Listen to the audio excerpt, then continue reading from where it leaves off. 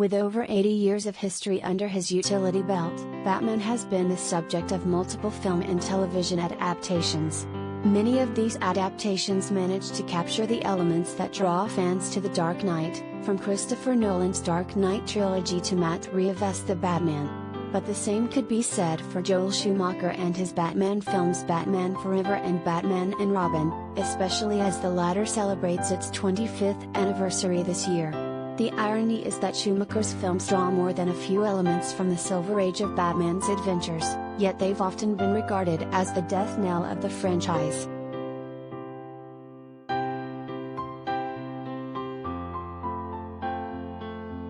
Collider video of the day.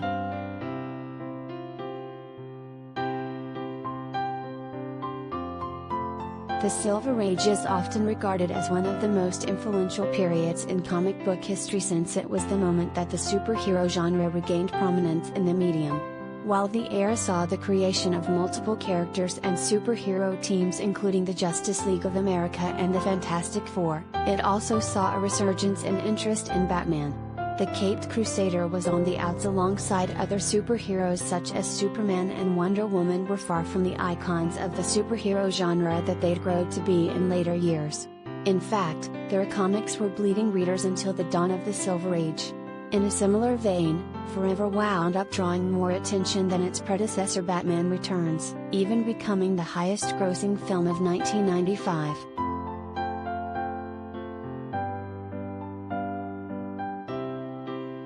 Perhaps the biggest Silver Age influence in Schumacher's films is the outlandish villains.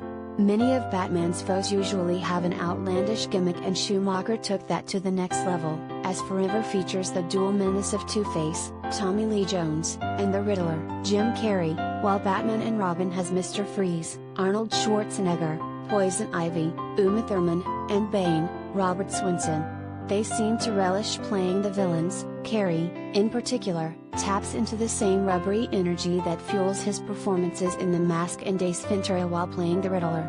And Thurman's performance as Ivy embraces the utter campiness inherent in a woman who's become a living plant. So does Schwarzenegger's turn as Freeze, which is even more ironic given that Batman, the animated series, reworked the character as a tragic figure. Elements of that Freeze wind up in Batman and Robin, including his dedication to save his wife Nora.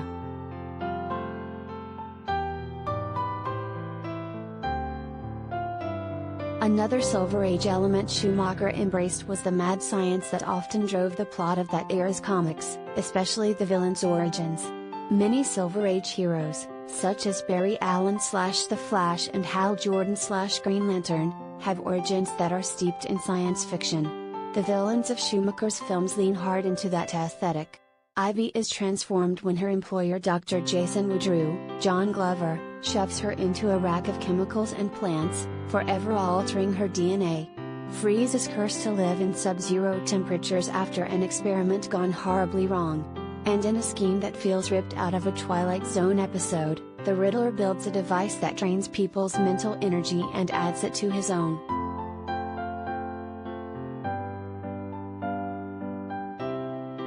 When it comes to the heroes, two Silver Age comics seem to have inspired the visuals and plot of Schumacher's vision for Gotham City. While World's Finest number 141 boasts a standard Silver Age plot, Robin and Jimmy Olsen view the future and see their deaths. It marks the appearance of the Dark Knight's new look courtesy of Silver Age legend Kurt Swan. Batman ditches his purple gloves and jet black cloak for a bright blue cape, cowl, and gloves with the classic yellow and black oval chest symbol. Had receive a similar costume change for Schumacher's films. Gone was the jet black rubber that Michael Keaton wore, in its place was a steely blue suit donned by Val Kilmer in Forever and George Clooney in Batman and Robin. Both films would spark controversy for having anatomically correct features, including the infamous bat nipples and bulging codpieces. That latter detail was a source of discomfort for Chris O'Donnell, who played Dick Grayson/Robin.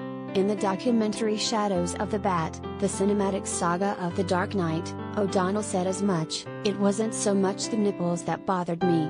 It was the codpiece."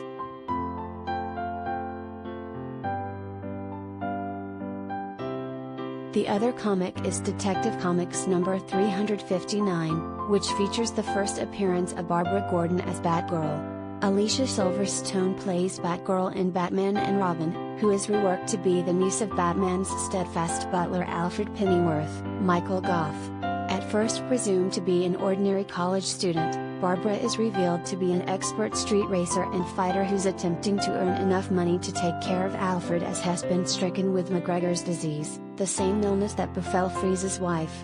Barbara has gone on to become a staple of the Batman mythos, both as Batgirl and more recently in her role as Oracle. And she is slated to be the focus of a feature film, with Leslie Grace slipping on Barbara's Batsuit.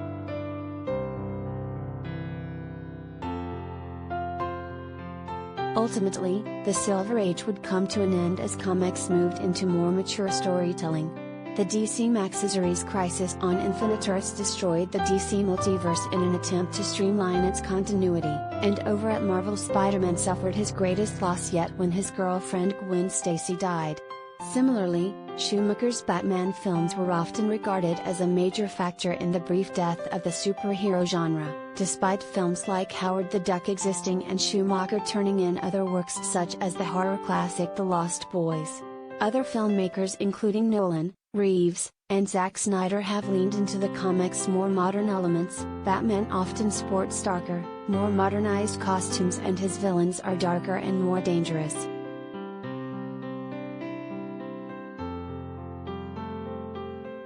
However, Schumacher's films have received a reappraisal in recent years. Forever, in particular, has re-entered the cultural conversation when it was revealed that a 170-minute cut of the film exists. Naturally, fans have pushed for said cut to be released, especially in the wake of Zack Snyder's Justice League receiving a similar treatment. With fandom growing to embrace Schumacher's vision, perhaps a future Batman project might embrace elements of the Silver Age down the line.